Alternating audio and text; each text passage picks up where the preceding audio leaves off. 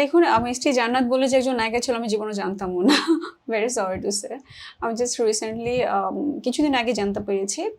কি যেন শাকিব খানকে বিয়ে করার ইস্যুটা নিয়ে Third, আমাদের আমাদের তৃতীয় স্ত্রী হতে চায়। হ্যাঁ, হ্যাঁ, হ্যাঁ। ওহ মাই গড! খুব বিচ্ছিরি একটা প্রতিযোগিতা। I really hate this kind of people. I don't know why.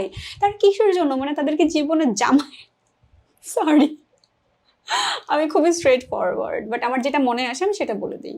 খুব সরি। আমার আমার মনে হয় যে whatever he or she is, সে কি চিন্তা করলো, কি ভাবলো, I really don't care about it. আমার কাছে মনে হচ্ছে যে আমাদের আর্টিস্টের আসলে বা আর্টিস্ট বা একটা মানুষ বা একটা মেয়ে হিসেবে আমাদের মিনিমাম একটা মানে পার্সোনালিটি থাকা উচিত। তো এটা আসলে শাকিব খানের যারা বউ হয়েছেন পূর্বে বা যারা হতে চাচ্ছেন তাদের মধ্যে সেটা নেই।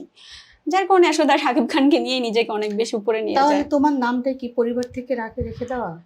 পরিবার থেকে বলতে কি আমার নামটা হচ্ছে একদমই আদরের একটা নাম।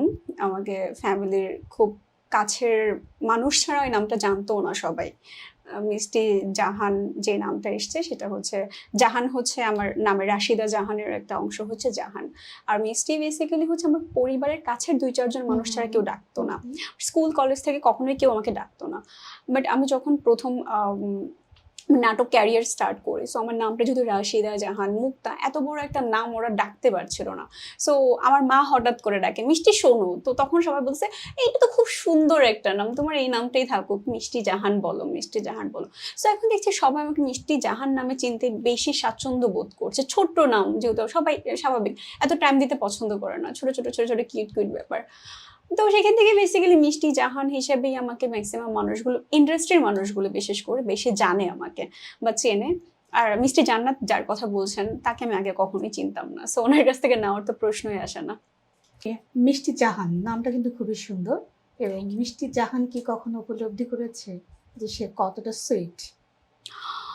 Oh my god. This is for you and this is for my audience. যাই হোক, এত না স্বাভাবিকভাবে যে কেউ কমপ্লিমেন্ট দিলে খুব ভালো লাগে। হ্যাঁ, আমি তো দেখতে পাচ্ছি, খুব সুন্দর লাগছে, খুব থ্যাংক sweet ইউ লাগছে। So much. না ওইভাবে উপলব্ধি করি নাই। আমার যেটা মনে হয় একটা মানুষ ভিতর থেকে আসলে কতটা মিষ্টি, কতটা ভালো, সেটা ইম্পর্ট্যান্ট ইস্যু। তবে হ্যাঁ, কেউ যদি কমপ্লিমেন্ট দেয় ভালো লাগে।